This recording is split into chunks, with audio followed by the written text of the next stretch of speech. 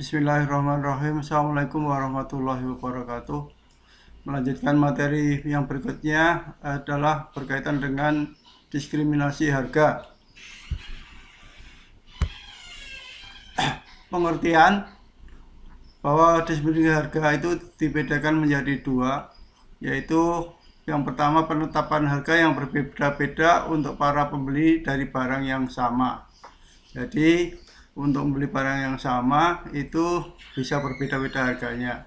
Misalnya kita membeli tarif PDAM, jadi 1000 meter pertama dengan 5000 meter kedua, kemudian 1000 meter berikutnya itu berbeda-beda. Yang kedua, penetapan tingkat harga di mana perbandingan antara harga dan marginal cost berbeda, di antaranya para pembeli. Penggolongan diskriminasi harga digolongkan berdasarkan derajat diskriminasinya, yaitu diskriminasi harga derajat ketiga. Harga berbeda-beda untuk para langganan pada pasar yang berbeda. Diskriminasi harga derajat kedua, harga berbeda-beda untuk beberapa golongan barang yang dijual kepada para pelanggan. Kemudian diskriminasi harga yang derajat pertama, harga yang berbeda-beda untuk setiap unit barang yang dijual kepada para pelanggan. Diskriminasi harga derajat pertama merupakan tujuan akhir, yaitu setiap unit yang dijual perusahaan mempunyai tingkat harga yang berbeda-beda, seperti saya sampaikan tadi di awal. Untuk pembelian sesuatu jenis barang dalam satu unit berbeda-beda. Semua surplus konsumen dapat dicaplok dengan adanya diskriminasi harga derajat pertama. Contoh kasus diskriminasi harga derajat ketiga. PLN memakai diskriminasi harga derajat kedua dan ketiga pada langganan rumah tangga, usaha komersial, dan industri. Dikenakan beban biaya yang berbeda per kilowatt hornya, KWH-nya. Kedua, diskriminasi harga derajat kedua, adanya pembedaan harga per KWH dalam satu kelompok langganan. Misalnya kita harus membayar sekian X atau kilowatt per hornya untuk Y kilowatt per hornya.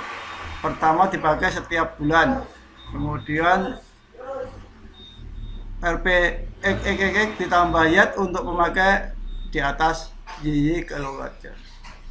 Ini adalah menunjukkan ada perbedaan di antara penggunaan di dalam langganan PLN. Tujuan dan manfaat diskriminasi harga memungkinkan: satu, monopolis untuk meningkatkan penerimaan atau revenue yang lebih banyak dibandingkan dengan hanya menggunakan harga tunggal. Dua, menaikkan keuntungan yang diperoleh perusahaan monopolis tersebut. Catatan, perlu diingat bahwa tanpa tambahan penerimaan daripada diskriminasi harga, perusahaan tidak akan dapat bertahan hidup karena tidak ada harga tunggal atau price bintangnya yang akan meningkatkan penerimaan untuk menutup biaya. Oleh karena itu, adanya diskriminasi harga memungkinkan penjual menerima lebih banyak dari pasar. Syarat agar diskriminasi harga menjadi efektif: diskriminasi harga derajat pertama dan kedua memerlukan informasi tentang kurva permintaan individual. Diskriminasi harga derajat ketiga memerlukan kemampuan perusahaan tersebut untuk mengidentifikasi para pembeli atau pasar yang memiliki elastisitas permintaan yang berbeda-beda.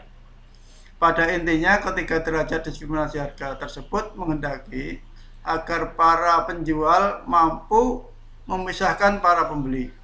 Jika seorang pembeli dapat mentransfer barang kepada pembeli lainnya, maka efektivitas diskriminasi harga tersebut terbatas. Seperti pembeli yang berperan sebagai wholesaler atau pedagang besar bagi pembeli lainnya.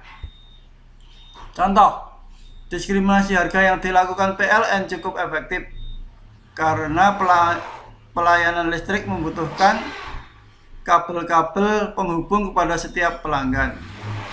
Maka akan sulit bagi para pelanggan untuk mentransfer listrik antar sesama pelanggan. Pengaruh permintaan yang elastis. Jika beberapa pasar dapat dipisahkan, maka keuntungan akan ditingkatkan dengan diskriminasi derajat ketiga.